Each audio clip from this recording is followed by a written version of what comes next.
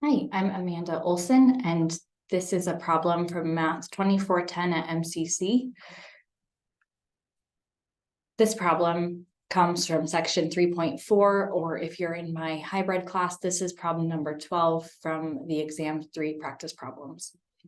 So this problem, we're asked to find the point of inflection of the graph of the function.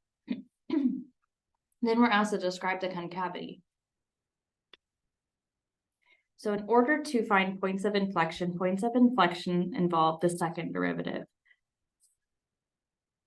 So this function works really nicely because it is just an exponential. It's a polynomial. We can use the power rule for each term to find the derivative.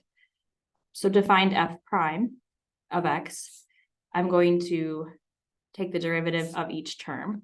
So f prime of x is going to equal 3x squared minus 12x.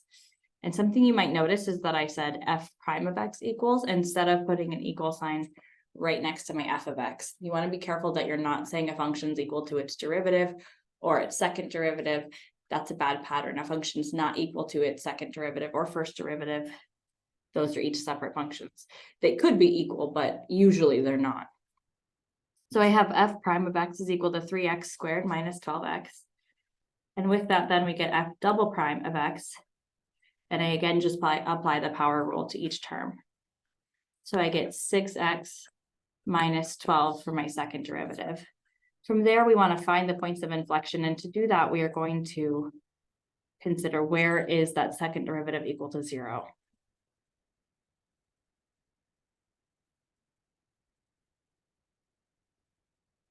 Points of inflection.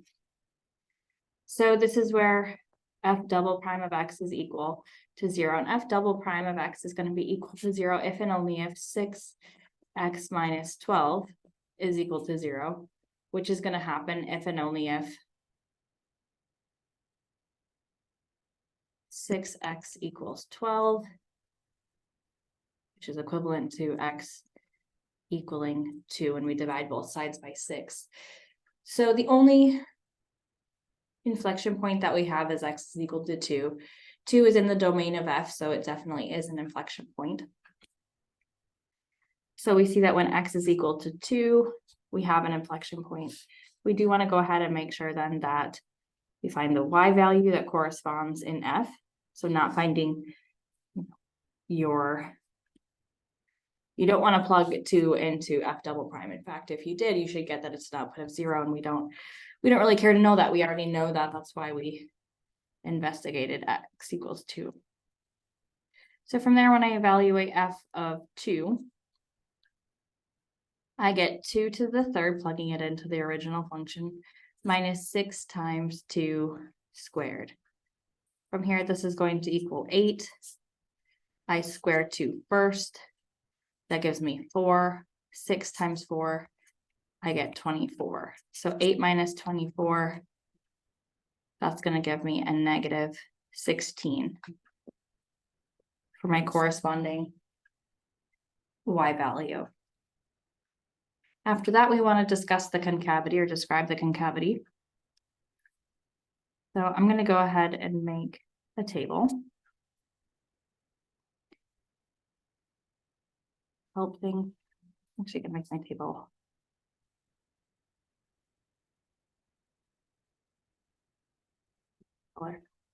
Okay. So for our table, we'll have intervals. We're going to choose a test value in that interval. Talk about, well, what's the sign of f double prime? We're not really going to concern ourselves with f prime because we're going to talk about the concavity. And then this is going to be the conclusion.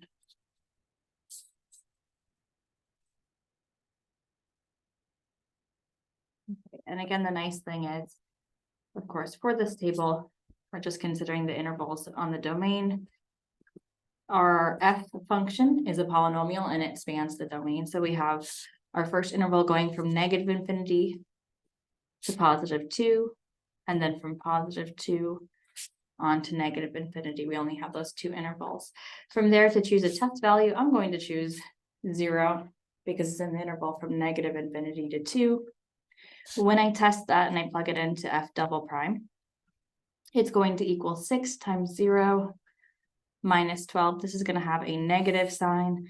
So my conclusion is, as I like to say, frowny face or concave down.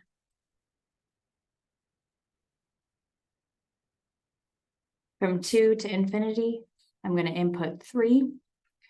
3 plugged into f double prime is going to give me 18 minus 12 and give me a positive 6. That positive is a happy face or a happy smile. And this is my way of remembering. And so that tells me positive is happy. We're going to be concave up, because it's concave up versus concave down. So my intervals for concave up are going to be from 2 to infinity. Concave down are going to be from negative infinity to positive 2. So this concludes the example. Thank you.